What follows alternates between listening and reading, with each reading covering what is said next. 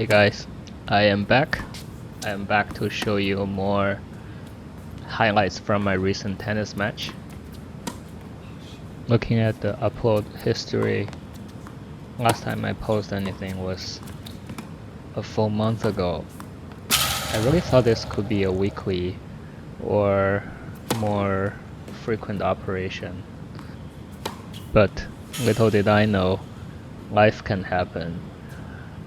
Namely, Roller Skate 3 as an alternative pastime to tennis. A video game can be amazing, it can be really good and make me feel things inside. However, what it doesn't provide is this visceral struggle and suffering that I can feel when I'm chasing after a little fuzzy yellow rubber ball. A quote from an artist I like goes something like this: "Life shouldn't be a pursuit of happiness, like sweetness, it's only one flavor of life." So I'm still playing tennis because the pain is good, the stress is great, and the masochism is unmatched. I'm showing two matches here against two one-handers. One-handers are considered this rare breed in the tennis world. But actually, ever since I moved to Singapore, I realized actually a lot of people play a one-handed backhand here. It's about a 60-40 splits, 40% being the one-handed backhand. Then I look it up among the top 100 ATP players. There are currently 35 one-handers out there. Based on this year's ITF report on the tennis population, 40% is about as rare as a female player or players who's over 35 years old. What is rare is left-handers. In the top 100 ATP, there are 14 left-handed players. Among the general population, it's around 10%. Where am I going with this? Is that I'm trying to say words have meanings, and running into a one-handed backhand player is uncommon, but it's not rare, and for reasons that's hard for me to explain. That's an important distinction for me. Anyway, getting back to this match, my opponent Marcus here, he is challenging down to me a few spots, which means that as far as our little ladder is concerned, if he wins, he has nothing to gain. And if he loses, I would bump him down by one spot. Why would someone do anything like this?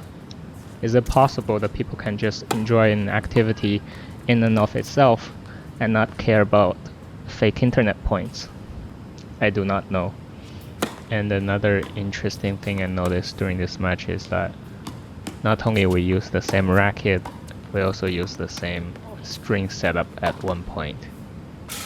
We both use Head Gravity Pro, and he uses grapple snake string, which I used to use before I switched to this full bed of multi-filament, which I hate, by the way. I haven't beat anyone decent using the full bed of multi-filament setup. It takes a lot of getting used to. But anyway, so I thought that was interesting because how Marcus approached the game and I are apparently very different. He's a one-hander, I'm a two-hander, and he has a serve, I do not, and he has hair, and I do not. How does two polar opposite, completely different players reach to the same conclusion that we have to use Gravity Pro and Grapple Snake strings? I don't know either. It's not exactly a science. People seem to make all kinds of setup work, even at the highest level. It's basically anything goes. There is almost no consensus on what's a better performing racket or string. It all comes down to feel in the end, which is real but also subjective. If you look into what kind of racket or other equipment you should use online, the general trope is you should demo the racket first because it's basically what feels good. My general intuition on racket is that most people are kind of over-indexing on gears.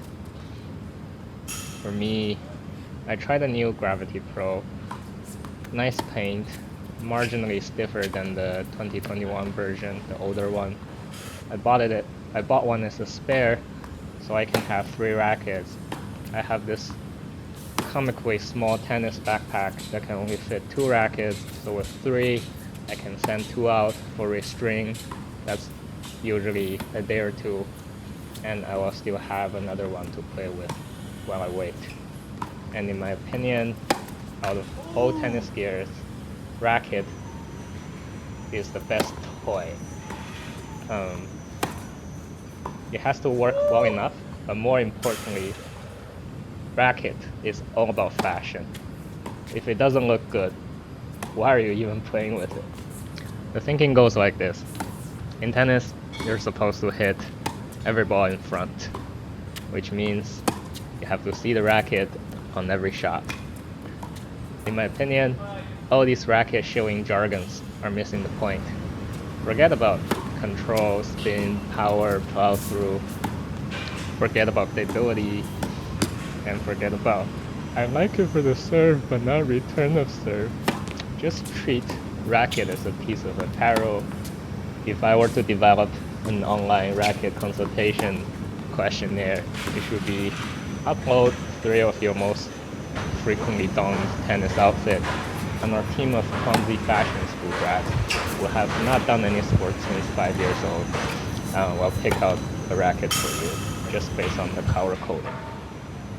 Just consider fashion. That's my hot take on racket picking.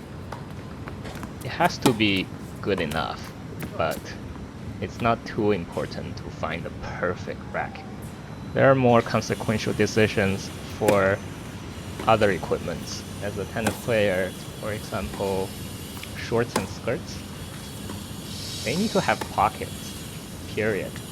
If you can't hold tennis balls, others have to hold it for you. That's just unfortunate. Pockets are a must for most people, but if you already know you're a sociopath, then it's optional.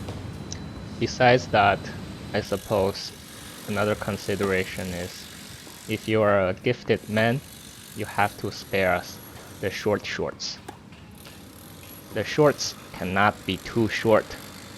It has to reach a minimum length so that no one can recognize you by your lower body silhouette. The shorts has to be an oxymoron. It has to be Sino, S-I-N-O, short in name only. Personally, I like lined shorts, which means the clothing company decides to stitch a legging and shorts together and sell them as one piece. I wear that, I skip the underwear. It's -1 laundry item, very convenient. Shoes, tennis shoes, they don't last. If you're not a touring pro, it's hard to get a pair of shoes to fit your feet exactly. If you find anything that works, it doesn't bruise your toes, give you blisters, is at a reasonable price and durable, just stick with it. I learned that it's very costly for a shoemaker to use a new shoe last, which is the mold of feet they use to shape their shoes. So this is like a very rare occasion in shopping where the brand actually matters. Because the same company, they don't tend to change the shape of their shoe that much. What else? Strings and balls. Those I think are actually relevant as far as performance is concerned. Since the objective of the game is to put the ball back, and string is the immediate material that's touching the ball. However, I think yet again it's a personal subjective choice. For me, I tried poly hybrid with poly main and multi cross and full multi. They're all fine. when I'm hitting well, but for dirty contact, miss hits, I like the poly a little bit more free spin when I hit a shitty shot. There's obviously a cost concern. It seems like multi-filament and guts are more expensive strings, but I don't like them. They're not very durable for me. If I have multi, I break them in a week or two. If I have poly, because I'm still not generating that much power and spin, it usually lasts me around a month per racket. So it's also cost effective for me to use full poly. As for boss, boy oh boy, do people have an opinion on boss? Everybody is so specific. I would say the weight, the bounce, and how much felt is in the ball are noticeable differences. But any reasonable brand that produce match balls actually make them with ITF regulated standards, which means that the bounce, the weight, and the felt content has to be within a certain range. It's a narrow range of differences. For example, STA, Singapore Tennis Association tournament use these T-Loon pound balls, which has a bad rap among local players, saying it's too light and it's too stiff and there's not enough felt on it. Maybe true, but I have weighed a few T-Loon pound balls and compared them to Dunlop ATP balls. They are the same weight, 58 grams. It's not a lighter ball. So next time I play a tournament under the early afternoon sun, tired, nervous, dehydrated, cramping, hitting every ball out, going through my book of excuses, I can't say that the balls are too light. The evidence is not there. I have to find something else to blame. So in short, I think tennis equipment picking is all about fashion. It has to look good. And comes closely after that, maybe comfort, like any good tool or a good robot. It shouldn't hurt you. Everything else is subjective, elusive. It works for you, but it doesn't work for the next guy. So next time you see someone online doing a racket review with their affiliated link, spewing out adjectives, just remember, they don't know what they're talking about. They have a formula for making racket reviews, but it doesn't apply for everybody, unless you buy into it. And it's all very postmodern. It's all a fugazi. You know what a fugazi is? Fugazi, fugazi. It's a wuzzy, it's a woozy. It's a fairy dust. It doesn't exist. It never landed. It's no matter. It's not on the elemental chart. It's not fucking real. Alright, that's the rant. That's the outro.